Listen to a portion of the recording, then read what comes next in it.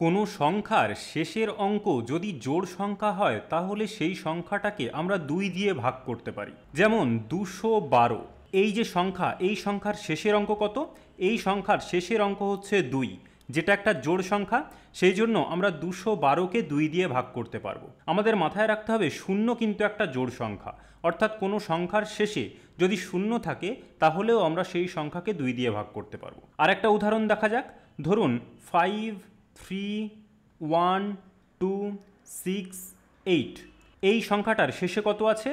8। আর আমরা জানি 8 হচ্ছে একটা জোড় সংখ্যা, সেই জন্যে এই পুরো সংখ্যাটাকে আমরা 2 দিয়ে ভাগ করতে পারবো। এখন আসুন দেখা যাক আমরা কোনো সংখ্যাকে 3 দিয়ে ভাগ করতে পারবো কিনা সেটা কিভাবে জানবো। কোনো সংখ্যার অঙ্কগুলোর যোগফলকে যদি আমরা 3 দিয়ে ভাগ করতে পারি তাহলে আমরা পুরো সংখ্যাটাকে 3 দিয়ে ভাগ করতে পারবো। যেমন একটা উদাহরণ নিই, ধরুন 412, এই সংখ্যাটাকে 3 দিয়ে ভাগ করতে পারবো কিনা সেটা জানার জন্য আমাদের কি করতে হবে? এই সংখ্যায় যে কটা অঙ্ক আছে সেই অঙ্কগুলো যোগ করতে হবে। এখানে কত আছে? 4 যোগ 1 যোগ 2, অর্থাৎ যে অঙ্কগুলো আছে সেগুলো যোগফল বার করব। তাহলে কত হচ্ছে? 4 আর 1 5, 5 আর 2 7। যেহেতু 7কে আমরা 3 দিয়ে ভাগ করতে পারি না, সেই জন্য 412কে আমরা 3 দিয়ে ভাগ করতে পারবো না। যদি এখানে সংখ্যাটা 412 না হয়ে হতো 414, তাহলে দেখুন সংখ্যাটার অঙ্কগুলোর যোগফল কত পাই? 4 যোগ 1 যোগ 4, কত হচ্ছে? 4 আর 1 5, 5 আর 4 9। যেহেতু আমরা 9কে 3 দিয়ে ভাগ করতে পারি, সেই জন্য 414কে আমরা 3 দিয়ে ভাগ করতে পারবো। ধরুন আপনার কাছে একটা বড় সংখ্যা আছে এবং সেই সংখ্যাটাকে আপনি চেক করতে চাইছেন সেটা 3 দিয়ে ভাগ করতে পারবেন কিনা। সেক্ষেত্রে কিন্তু আপনি যদি যোগ করতে যান আপনার অনেক সময় লেগে যাবে, সেই সময়টা আপনি বাঁচাতে পারেন কিভাবে? আসুন একটা উদাহরণের সাহায্যে দেখা যাক। ধরুন আপনার কাছে একটা সংখ্যা আছে 7, 2, 5, 4, 2, 7, 9, 1। এই সংখ্যাটাকে আপনি 3 দিয়ে ভাগ করতে পারবেন কিনা চেক করার জন্য আমাদের কি করতে হতো? সংখ্যাগুলোর অঙ্কগুলোকে যোগ করতে হতো এবং যোগফল 3 দিয়ে ভাগ যাচ্ছে কিনা দেখতে হতো। কিন্তু এই যোগফল বার করার প্রয়োজন নেই, এটা আমরা আরও সহজে বার করতে পারি। কিভাবে বার করব? আমরা দেখব এই সংখ্যায় যে অঙ্কগুলো আছে সেই প্রত্যেকটা অঙ্ককে আমরা 3 দিয়ে ভাগ করতে পারছি কিনা। যেমন দেখুন এখানে একটা অঙ্ক আছে 9, আমরা জানি 9কে আমরা 3 দিয়ে ভাগ করতে পারি, সেই জন্য আমরা 9কে কেটে দেবো। আবার দেখুন 7 এবং 2 যদি আমরা যোগ করি তাহলে কত হবে? 7 আর 2 9 হবে, আর আমরা জানি 9কে আমরা 3 দিয়ে ভাগ করতে পারি, সেই জন্যে আমরা 7 এবং 2কে একসঙ্গে কেটে দিতে পারি। এখন দেখুন 5 আর 4 কত হয়? 9 হয়, আর আমরা জানি 9কে আমরা 3 দিয়ে ভাগ করতে পারি, সেই জন্য 5 এবং 4কেও আমরা কেটে দিতে পারি। আবার দেখুন এখানে আছে কত? 2 এবং 7, 7 আর 2 কত হয়? 9 হয়, আর 9কে আমরা 3 দিয়ে ভাগ করতে পারি, সেই জন্য এই দুটো অঙ্ককেও আমরা কেটে দিতে পারি। তাহলে পড়ে আছে কত এখানে? 1। 1কে কি আমরা 3 দিয়ে ভাগ করতে পারি? পারি না, সেই জন্য এই পুরো সংখ্যাটাকে আমরা 3 দিয়ে ভাগ করতে পারবো না। আরও একটা উদাহরণ দেখা যাক। ধরুন আপনার একটা সংখ্যা আছে 2, 5, 4, 4, 2, 3, 5। এই সংখ্যাটাকে 3 দিয়ে ভাগ করা যাচ্ছে কিনা দেখার জন্য আমরা কি করব? আমরা দেখব এই সংখ্যায় যে অঙ্ক আছে সেই অঙ্কগুলোকে কাটা যাচ্ছে কিনা। দেখুন এখানে একটা অঙ্ক আছে 3, 3কে আমরা 3 দিয়ে ভাগ করতে পারি, সেই জন্য 3 আমরা কেটে দিলাম। আবার দেখুন এখানে 5 এবং 4 9 হয়, 5 আর 4 9, 9কে আমরা 3 দিয়ে ভাগ করতে পারি, সেই জন্য 5 এবং 4 কেটে দিতে পারি। আবার দেখুন এখানে একটা 4 আছে, এখানে একটা 5 আছে, তাহলে 5 আর 4 কত হয়? 9 হয়, আর 9কে আমরা 3 দিয়ে ভাগ করতে পারি, সেই জন্য এই 4 এবং 5 কেটে দিতে পারি। তাহলে পড়ে আছে কত? 2 এবং 2, 2 আর 2 কত হয়? 4 হয়। 4কে আমরা 3 দিয়ে ভাগ করতে পারবো না, সেই জন্য এই পুরো সংখ্যাটাকে 3 দিয়ে ভাগ করতে পারবো না। এখানে যদি 2 না থেকে 1 থাকতো তাহলে কিন্তু আমরা সংখ্যাটাকে ভাগ করতে পারতাম, কারণ সেক্ষেত্রে যে সংখ্যা দুটো পড়ে থাকবে সে দুটো দেখুন 2 এবং 1, তাহলে 2 আর 1 যোগ করলে কত হয়? 3 হয়, আর 3কে আমরা 3 দিয়ে ভাগ করতে পারি, সেক্ষেত্রে আমরা এই পুরো সংখ্যাটাকে 3 দিয়ে ভাগ করতে পারতাম। এখন আসুন দেখা যাক আমরা কখন কোনো সংখ্যাকে 4 দিয়ে ভাগ করতে পারবো। কোনো সংখ্যার শেষের দুটো অঙ্ক নিয়ে গঠিত সংখ্যাকে যদি আমরা 4 দিয়ে ভাগ করতে পারি তাহলে আমরা সংখ্যাটাকে 4 দিয়ে ভাগ করতে পারবো। যেমন একটা উদাহরণ নিই, ধরুন 412, এই যে সংখ্যা আছে এই সংখ্যার শেষের দুটো অঙ্ক কত? 1 এবং 2, তাহলে 1 এবং 2 এই দুটো অঙ্ক নিয়ে গঠিত সংখ্যাটা কত? 12। 12কে কি আমরা 4 দিয়ে ভাগ করতে পারি? 3 এ 4ই 12, হ্যাঁ পারছি, সেই জন্য 412কে আমরা 4 দিয়ে ভাগ করতে পারবো। আরও একটা উদাহরণ দেখি, 5, 1, 6, 3, 2। এখানে দেখুন শেষের যে দুটো অঙ্ক আছে সেই দুটো অঙ্ক কত? 3 এবং 2। 3 এবং 2 এই দুটো অঙ্ক নিয়ে গঠিত সংখ্যা কত? 32। তাহলে 32কে কি আমরা 4 দিয়ে ভাগ করতে পারি? দেখুন 4 আষ্টে 32, ভাগ করতে পারছি, সেই জন্য এই পুরো সংখ্যাটাকে আমরা 4 দিয়ে ভাগ করতে পারবো। আরও একটা উদাহরণ দেখা যাক।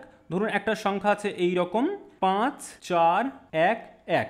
এখানে দেখুন শেষের যে দুটো অঙ্ক আছে সেই দুটো অঙ্ক নিয়ে গঠিত সংখ্যা কত? 11। আর আমরা জানি 11কে 4 দিয়ে আমরা ভাগ করতে পারি না, সেই জন্য এই সংখ্যাটাকে আমরা 4 দিয়ে ভাগ করতে পারবো না। এখন আসুন দেখা যাক আমরা কোনো সংখ্যাকে কখন 5 দ্বারা ভাগ করতে পারবো। কোনো সংখ্যাকে আমরা তখনই 5 দ্বারা ভাগ করতে পারবো যখন সংখ্যার শেষে 0 অথবা 5 থাকবে, অর্থাৎ সংখ্যার এককের ঘরে 0 অথবা 5 থাকবে। যেমন একটা উদাহরণ দেখা যাক। ধরুন এমন একটা সংখ্যা আছে 1 0 5 2 1। এখানে দেখুন এককের ঘরে কত আছে? 1 আছে। তাহলে এই সংখ্যাটাকে আমরা 5 দিয়ে ভাগ করতে পারবো না। আরও একটা উদাহরণ দেখা যাক। ধরুন একটা সংখ্যা আছে এইরকম 2 3 5 5। এই সংখ্যার শেষে যে অঙ্ক আছে সেটা কত? 5। সেই জন্য আমরা এই সংখ্যাটাকে 5 দিয়ে ভাগ করতে পারবো। কোনো সংখ্যার শেষে 0 থাকলেও আমরা সেই সংখ্যাটাকে 5 দিয়ে ভাগ করতে পারি। যেমন 230। এই সংখ্যার শেষের অঙ্ক কত? 0, অর্থাৎ 230কে আমরা 5 দিয়ে ভাগ করতে পারবো। এখন আসুন দেখা যাক আমরা কোন সংখ্যাকে 6 দিয়ে ভাগ করতে পারি। কোনো সংখ্যাকে যদি আমরা 2 এবং 3 উভয় সংখ্যা দিয়ে ভাগ করতে পারি তাহলে সেই সংখ্যাটাকে আমরা 6 দিয়ে ভাগ করতে পারবো। যেমন একটা উদাহরণ দেখা যাক। ধরুন 612। তাহলে এই সংখ্যাটা 6 দিয়ে ভাগ যাবে কিনা সেটা চেক করার জন্য আমরা কি করব? আমরা দেখব এই সংখ্যাটাকে 2 দিয়ে ভাগ করতে পারছি কিনা। দেখুন এই সংখ্যাটার শেষে কত আছে? জোড় সংখ্যা আছে, অর্থাৎ 2 আছে। তাহলে এই সংখ্যাটাকে আমরা 2 দিয়ে ভাগ করতে পারবো। এখন আমাদের চেক করতে হবে এই সংখ্যাটাকে আমরা 3 দিয়ে ভাগ করতে পারবো কিনা। 3 দিয়ে ভাগ করতে পারবো কিনা সেটা কিভাবে চেক করব? দেখুন এখানে একটা অঙ্ক আছে 6, 6কে আমরা 3 দিয়ে ভাগ করতে পারি। তাহলে আমরা 6 কেটে দিতে পারি। আর এখানে যে অঙ্ক দুটো আছে সেই দুটোর যোগফল কত? 1 এবং 2। তাহলে 1 আর 2 যোগ করলে কত হয়? 3 হয়। 3কে আমরা 3 দিয়ে ভাগ করতে পারি, সেই জন্য এই দুটো অঙ্ক আমরা কেটে দিতে পারি। অর্থাৎ এই সংখ্যাটাকে আমরা 3 দিয়ে ভাগ করতে পারছি। তাহলে এই সংখ্যাটাকে আমরা 2 দিয়েও ভাগ করতে পারছি, আবার 3 দিয়েও ভাগ করতে পারছি। সেই জন্য এই পুরো সংখ্যাটাকে আমরা 6 দিয়ে ভাগ করতে পারবো। আরও একটা উদাহরণ দেখা যাক। ধরুন আপনার একটা সংখ্যা আছে 5 2 1 0 5। এই সংখ্যাটা 6 দিয়ে ভাগ যাবে কিনা সেটা চেক করার জন্য কি করব? সবার প্রথমে আমরা চেক করব এই সংখ্যাটাকে 2 দিয়ে ভাগ করা যাচ্ছে কিনা। তার জন্য আমাদের কি দেখতে হবে? এককের ঘরে যে অঙ্কটা আছে সেটা জোড় নাকি বিজোড়। দেখুন এককের ঘরে যে অঙ্কটা আছে সেটা একটা বিজোড় সংখ্যা, সেই জন্য এই সংখ্যাটাকে আমরা 2 দিয়ে ভাগ করতে পারবো না, অর্থাৎ এই সংখ্যাটাকে আমরা 6 দিয়েও ভাগ করতে পারবো না। এখন আসুন দেখা যাক কোনো সংখ্যাকে আমরা কখন 7 দিয়ে ভাগ করতে পারবো। কোনো সংখ্যাকে আমরা 7 দিয়ে ভাগ করতে পারবো কিনা সেটা বোঝানোর জন্য আমি একটা উদাহরণ নিয়ে নিচ্ছি। ধরুন 112 এই সংখ্যাটা আছে। এই সংখ্যাটাকে আমরা 7 দিয়ে ভাগ করতে পারবো কিনা সেটা চেক করার জন্য আমাদের যেটা করতে হবে সেটা হচ্ছে এই সংখ্যার এককের ঘরে যে অঙ্ক আছে সেই অঙ্কটাকে 2 দিয়ে গুণ করতে হবে। গুণ করে বাকি যে অঙ্কগুলো আছে সেই অঙ্কগুলো নিয়ে গঠিত সংখ্যা থেকে সেই গুণফলটা বিয়োগ করতে হবে। বিয়োগফল যদি 7 দিয়ে ভাগ যায় তাহলে এই সংখ্যাটাকে আমি 7 দিয়ে ভাগ করতে পারবো। যেমন এই সংখ্যাটার ক্ষেত্রে তাহলে কি হবে? আমি কি বলেছি? এককের ঘরে যে অঙ্ক আছে সেটাকে 2 দিয়ে গুণ করতে হবে। এককের ঘরে কত আছে? এককের ঘরে 2 আছে। তাহলে আমরা 2কে 2 দিয়ে গুণ করব। 2কে 2 দিয়ে গুণ করলে কত হয়? 4 হয়। এই 4 আমরা বিয়োগ করব কত থেকে? যে অঙ্কগুলো পড়ে আছে সেইগুলো নিয়ে গঠিত সংখ্যা থেকে। তাহলে যে অঙ্কগুলো পড়ে আছে কি কি? 1 এবং 1। তাহলে 1 আর 1-এ কত হয়? 11। তাহলে 11 থেকে আমরা 4 বিয়োগ করব। 11 থেকে 4 বিয়োগ করলে কত হয়? 7 হয়। এই 7কে যেহেতু আমরা 7 দিয়ে ভাগ করতে পারি সেই জন্য 112 এই সংখ্যাটাকে আমরা 7 দিয়ে ভাগ করতে পারবো। এখন আসুন আরেকটু বড় সংখ্যা নেওয়া যাক। ধরুন আপনার একটা সংখ্যা আছে এরকম 1 4 8 4। এই সংখ্যাটাকে 7 দিয়ে ভাগ করা যাবে কিনা সেটা চেক করার জন্য আমরা কি করব? আমরা এককের ঘরে যে অঙ্ক আছে সেটাকে 2 দিয়ে গুণ করব। এককের ঘরে কত আছে? 4 আছে। তাহলে 4কে 2 দিয়ে গুণ করলে কত হয়? 4 দুগুণে 8 হয়। এই 8কে আমরা বিয়োগ করব কত থেকে? এই যে সংখ্যা আছে এই সংখ্যা থেকে, অর্থাৎ 148 থেকে 8টাকে আমরা বিয়োগ করব। তাহলে 148 থেকে 8 বিয়োগ করলে কত হয়? 140 হয়। এখন 140কে 7 দিয়ে ভাগ করা যাচ্ছে কিনা আপনি চাইলে ভাগ করে দেখতে পারেন, কিন্তু এটাকে আমরা আরও ছোট করে নিয়ে আসতে পারি। আমরা একই নিয়ম এখানে অ্যাপ্লাই করতে পারি। অর্থাৎ আমরা কি করব? এখন এই যে সংখ্যাটা তৈরি হলো এই সংখ্যার এককের ঘরে যে অঙ্কটা আছে সেটাকে 2 দিয়ে গুণ করব এবং বাকি অঙ্কগুলো নিয়ে গঠিত সংখ্যা থেকে সেটা বিয়োগ করব। তাহলে এককের ঘরে কত আছে? 0 আছে। আর 0কে 2 দিয়ে গুণ করলে কত হয়? 0 হয়। তাহলে আমরা বাকি যে অঙ্কগুলো পড়ে আছে সেই অঙ্কগুলো নিয়ে গঠিত সংখ্যা সেটা কত? 14। তাহলে 14 থেকে আমরা 0 বিয়োগ করব। 0 কেন বিয়োগ করলাম? এই 0-র সঙ্গে আমরা 2 গুণ করেছি, আর আমরা জানি 0-র সঙ্গে 2 গুণ করলে 0ই হয়, সেই জন্য আমরা 0 বিয়োগ করছি। তাহলে 14 থেকে 0 বিয়োগ করলে কত হবে? 14 হবে। আর আমরা জানি 14কে আমরা 7 দিয়ে ভাগ করতে পারি, কারণ 7 দুগুণে 14। সেই জন্য এই পুরো সংখ্যাটাকে আমরা কি করতে পারি, 7 দিয়ে ভাগ করতে পারি। এখন আসুন দেখা যাক আমরা কখন কোনো সংখ্যাকে 8 দিয়ে ভাগ করতে পারবো কিনা সেটা কিভাবে দেখতে পারি। কোনো সংখ্যাকে 8 দিয়ে তখনই ভাগ করা যাবে যখন সংখ্যাটির শেষের 3টে অঙ্ক নিয়ে গঠিত সংখ্যাটাকে আমরা 8 দিয়ে ভাগ করতে পারবো। যেমন ধরুন একটা সংখ্যা আছে 4096, তাহলে এই সংখ্যাটার শেষের 3টে অঙ্ক নিয়ে গঠিত সংখ্যাটা কত, 096, অর্থাৎ 96। তাহলে 96 এই সংখ্যাটাকে কি আমরা 8 দিয়ে ভাগ করতে পারি? দেখুন 8 বারং 96, অর্থাৎ এই পুরো সংখ্যাটাকে আমরা 8 দিয়ে ভাগ করতে পারবো। আরও একটা উদাহরণ নেওয়া যাক। ধরুন একটা সংখ্যা আছে এইরকম 6, 1, 2, 5, 3। এই সংখ্যাটার ক্ষেত্রে শেষের 3টে অঙ্ক নিয়ে গঠিত সংখ্যাটা কত, 253। আর 253 যেহেতু 8 দ্বারা বিভাজ্য নয়, অর্থাৎ 253কে আমরা 8 দিয়ে ভাগ করতে পারি না, সেই জন্য এই পুরো সংখ্যাটাকে আমরা 8 দিয়ে ভাগ করতে পারবো না। এখন আসুন দেখা যাক আমরা কখন কোনো সংখ্যাকে 9 দিয়ে ভাগ করতে পারি। আমরা কোনো সংখ্যাকে তখনই 9 দিয়ে ভাগ করতে পারবো যখন সংখ্যাগুলোর অঙ্কগুলোর যোগফল 9 দিয়ে ভাগ যাবে, অর্থাৎ 3-এর মতো। একটা উদাহরণ নেওয়া যাক। ধরুন একটা সংখ্যা আছে এরকম 6, 1, 2, 3। তাহলে এই সংখ্যাটা 9 দিয়ে ভাগ যাচ্ছে কিনা সেটা দেখার জন্য আমাদের কি করতে হবে, সংখ্যাটার অঙ্কগুলোকে যোগ করতে হবে। সংখ্যাটার অঙ্কগুলোকে যোগ করলে কত হয়, দেখুন 6 যোগ 1 যোগ 2 যোগ 3।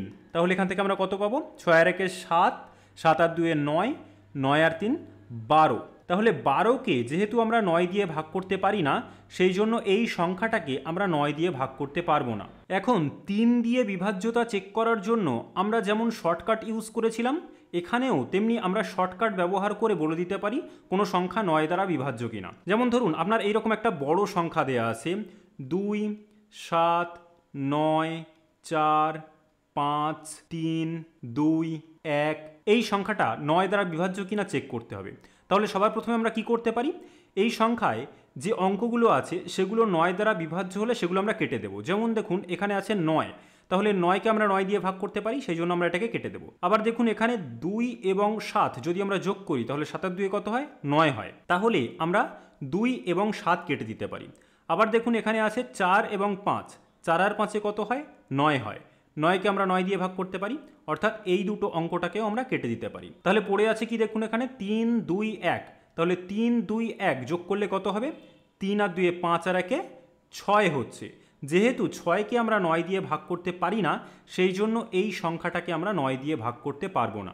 এখানে যদি 1 না থেকে 4 থাকতো, তাহলে দেখুন যে অঙ্কগুলো পড়ে থাকতো সেই অঙ্কগুলো যদি আমরা যোগ করতাম তাহলে কত পেতাম, দেখুন 3 আর 2 5, 5 আর 4 9। তাহলে 9কে যেহেতু আমরা 9 দিয়ে ভাগ করতে পারি, সেই জন্য সেক্ষেত্রে আমরা পুরো সংখ্যাটাকে 9 দিয়ে ভাগ করতে পারতাম। কিন্তু যেহেতু এখানে 1 আছে, সেই জন্য আমরা এই সংখ্যাটাকে 9 দিয়ে ভাগ করতে পারবো না, কারণ যে অঙ্কগুলো পড়ে আছে সেগুলোর যোগফল 9 দ্বারা ভাগ যাচ্ছে না। এখন আসুন দেখা যাক কোনো সংখ্যাকে কখন আমরা 10 দিয়ে ভাগ করতে পারি। কোনো সংখ্যার শেষে 0 থাকলে সেই সংখ্যাকে আমরা সবসময় 10 দিয়ে ভাগ করতে পারবো। এটা খুব সহজ, তাই না? যেমন একটা উদাহরণ দেখা যাক।